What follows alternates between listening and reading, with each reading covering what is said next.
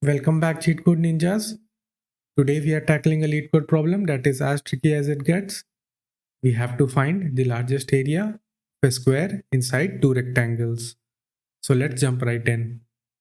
We are given some rectangles and we can know the span or the dimension of those rectangles using the bottom left corner and the top right corner of each rectangle.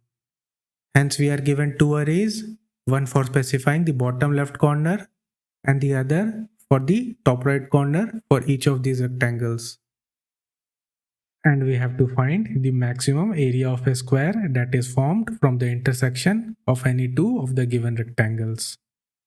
For example, you can see this is a square formed by the intersection of blue and red rectangles. Its size is 1 and area will be 1.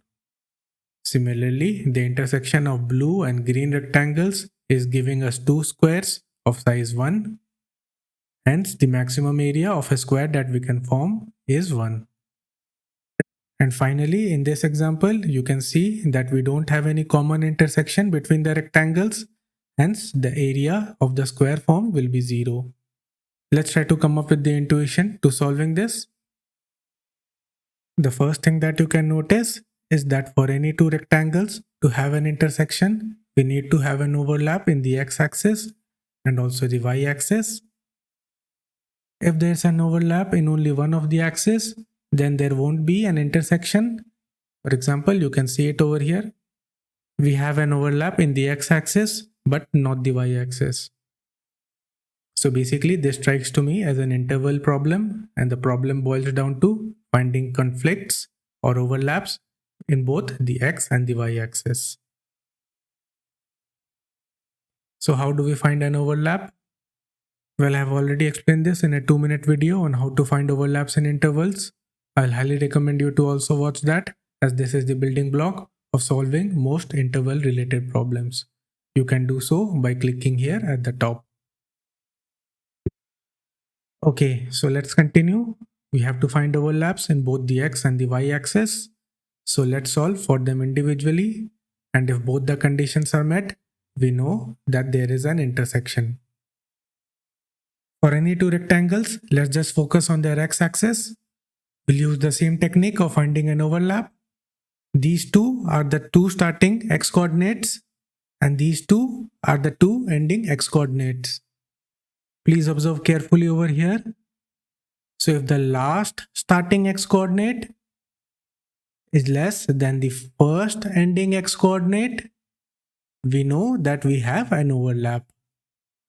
And the length of this overlap will be the first ending x minus the last ending x. Similarly, for the y-axis, these two will be the starting y coordinates and these two will be the ending y coordinates. And if the last starting y coordinate is less than the first ending y coordinate, we know that we have an overlap over here. And the length of the overlap will be the first ending y minus the last ending y. And if both these conditions are met, we know we have an intersection. And for finding the largest square, we have to take the minimum of those intersected lengths. This will be the minimum of these two, and this will be the square that is formed. And when we square this length, we will get the area of the largest square formed by the intersection of those two rectangles. We can repeat this process for all the pairs of rectangles, and whichever will be the maximum square, that will be our answer. Since we'll need two for loops, the time complexity of this solution will be O of n square. Let's implement our solution. First thing that we'll do is keep a variable for the number of rectangles we have. We can get that by the size of either the bottom left or the top right array. Now let's initialize our result to be 0. Now let's write two for loops to go through each pair of rectangles. We'll now find the last starting x. This will be the maximum of the bottom left x coordinates. Similarly, we'll find the first ending x. This will be the minimum of the top right x coordinates. Similarly, we'll find the last starting y. This will be the maximum of the bottom left y coordinates. So we'll just copy paste from above and use the y coordinate. We'll get the y coordinate at the first index. Similarly, we'll find the first ending y. This will be the minimum of the top right y coordinates. So we'll again copy paste from above and use the y coordinate. Now we'll check for overlaps in both the x and y axis. For a conflict in the x-axis, the last starting x should be less than the first ending x.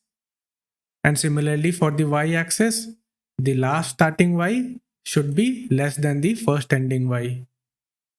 If there is a conflict, the side of the square will be the minimum of the overlaps. This will be the length of the overlap for the x-axis, and this will be the length of the overlap for the y-axis. And finally, we'll calculate the area and try to maximize our result.